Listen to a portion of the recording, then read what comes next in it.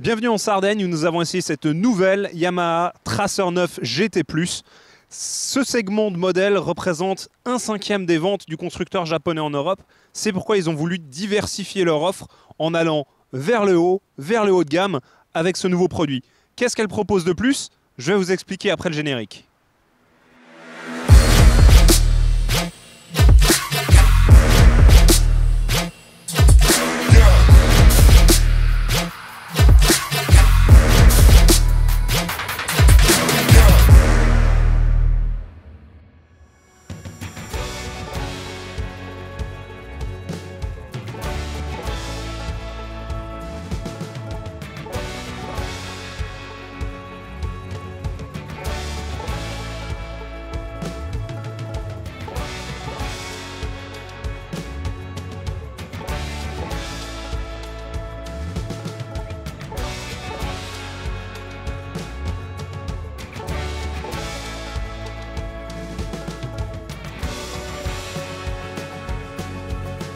Pour Yamaha, les Sport Touring, ce sont des modèles importants car ce sont des modèles qui confèrent de la confiance aux pilotes, qui sont confortables à rouler et surtout qui sont peu fatigantes pour voyager.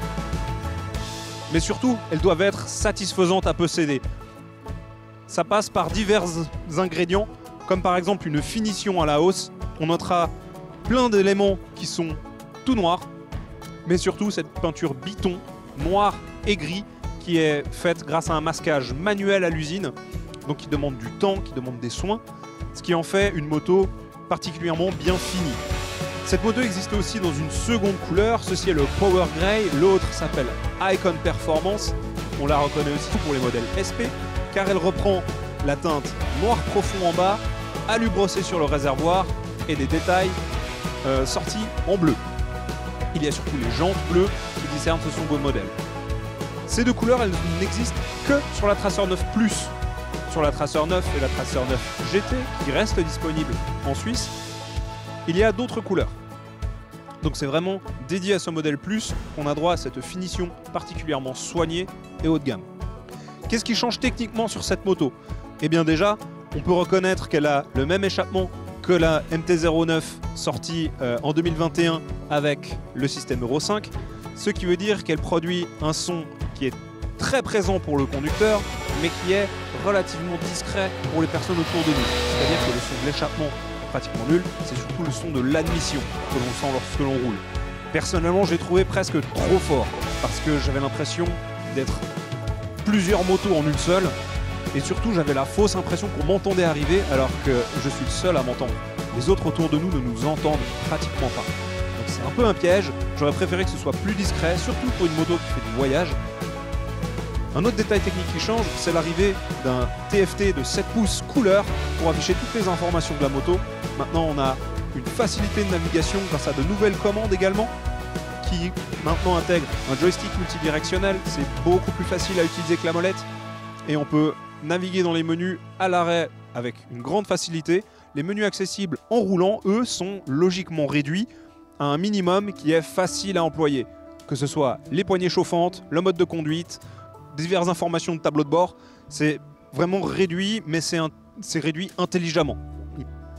Grosse nouveauté technique sur la Tracer 9 GT+, c'est l'arrivée de la suspension électronique, mais pas à la façon des modèles SP en Hyper Naked, car ce ne sont pas des composants Öhlins, mais ce sont des composants Kayaba qui sont installés sur cette moto.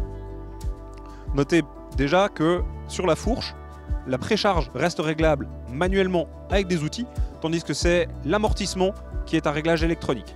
La moto est constituée de deux réglages, le réglage confort et le réglage sport, qui, lors d'un usage à un rythme vraiment soutenu, on sent de façon flagrante la différence, tout simplement parce que la moto ne plonge plus, ne bouge pas de la trajectoire, et ça devient véritablement une prédatrice de virage lorsqu'on active le mode sport. Autre innovation technique, il s'agit de l'arrivée d'un régulateur de vitesse actif dans la gamme du constructeur Yamaha. Ça existe chez Kawasaki, chez KTM, chez Ducati également.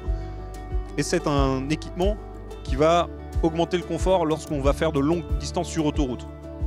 Grâce au système de radar millimétrique qui est habilement dissimulé à l'avant de la moto, on pourra gérer son interdistance avec le véhicule qui nous précède à choix entre 1 seconde et 2 secondes, sur 4 paliers. Un autre avantage de ce système de radar, c'est qu'elle est capable de mesurer la vitesse à laquelle on se rapproche d'un obstacle. Et si on ne freinait pas suffisamment fort, la moto se chargerait d'augmenter notre force de freinage, et ce de façon combinée, autant sur l'avant que sur l'arrière. Justement, les freins, comme je les évoque, j'ai beaucoup aimé le système de frein de cette Racer 9 GT+. Le frein avant est d'un mordant et d'une endurance à toute épreuve, et surtout le frein arrière est maintenant d'un diamètre majoré, il passe de 245 à 269 mm. La moto est disponible dès le mois de juin pour le prix de 17 190 francs. Attention, très peu de pièces ont été allouées à la Suisse, ce qui fait que la demande pourrait être plus forte que l'offre. Dans ce cas, adressez-vous à divers revendeurs Yamaha pour vous assurer d'en trouver une. Pour ce prix, vous aurez une moto qui est pratiquement toute équipée. Les 2 valises de 30 litres dans lesquelles peuvent loger un intégral sont incluses. Le régulateur de vitesse est inclus. Les poignées chauffantes sont également incluses. Ce qui fait que, face à la concurrence, on a une moto très bien équipée pour un prix semblé élevé, mais qui au final est carrément bien placé. Moi, j'ai passé un super moment aux commandes de cette moto. Je la recommande à n'importe qui souhaite voyager, faire de longues balades, faire de l'arsouille, même dans des cols, et ce, sans avoir un moteur de 1000 cm3. Je pense que si vous voulez plus de détails sur mes ressentis de pilotage, je vous invite à consulter le lien qui est dans la description pour aller retrouver gratuitement mon essai sur le site acidmoto.ch, et je vous dis à bientôt sur la chaîne pour un nouvel essai.